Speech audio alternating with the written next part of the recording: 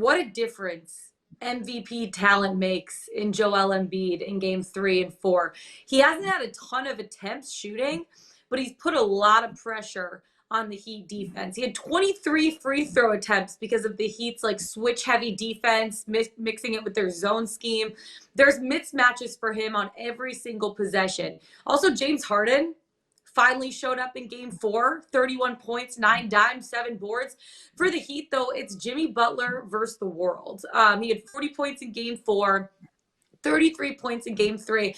The difference was Miami cannot hit a shot from beyond the arc right now. And I think they were like one of the third best team during the regular season in 3-point percentage. Right now they're shooting 20% from 3 in game 4. And Bam Adebayo, like I was saying, has his hands full trying to defend Embiid. Victor Oladipo was the only other Heat player in game 4 to finish in double digits. Miami has to pick it up offensively. I think being on home court's going to help them out a little bit. I think they're going to improve offensively, shoot numbers like we're used to seeing.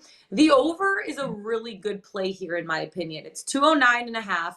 It seems extremely low. And I think the Sixers output at this point is going to be similar to what we've seen the last few games, especially now that a guy like Joel Embiid is back. I'm taking the over in this spot. I like the Miami offense to get rolling. They need to get some rebounds, like a little bit more, because one of their biggest strengths is getting out in transition, fast break points.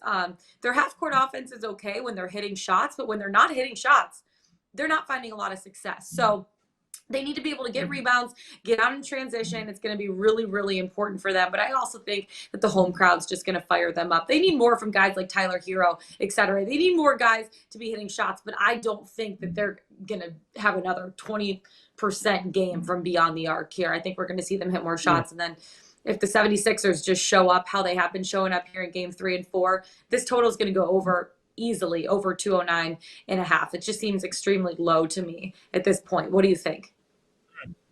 Yeah, I think the totals in general, and we saw it with the Bucks Celtics game last night. That was the first game of that series that has gone over. And we were one game late on the over. We bet the over in game 3. We missed it by a couple of buckets, almost had overtime. Game 4, again, the theory of that series is the adjustments will be made and there will be some more wide open scoring. I think, and first of all, the chat's got some great points here. J.A., take the points. He will shoot more because he won't have that much help on the road. And that is an interesting hypothesis, because if you looked at what game 3 and game 4 was for the Miami role players, awful. They did nothing. So now back at home, and then Glenn underneath, Duncan Robinson on the bench making $18 million. Great point. I don't know where. Can we get like a quick put of 1 minute?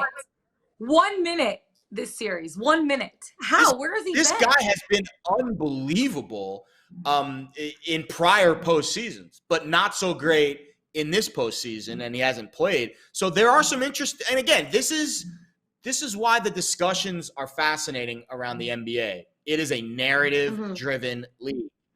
The narratives so far have been the home teams have had better role player play.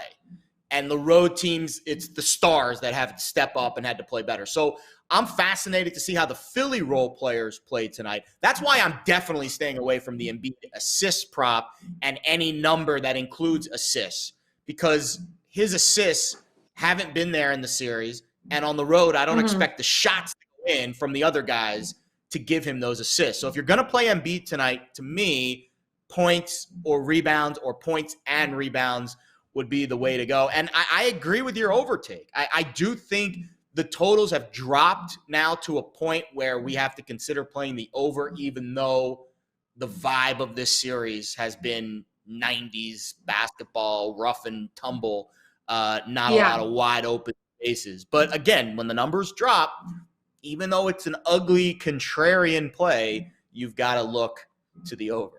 My favorite word. Yeah.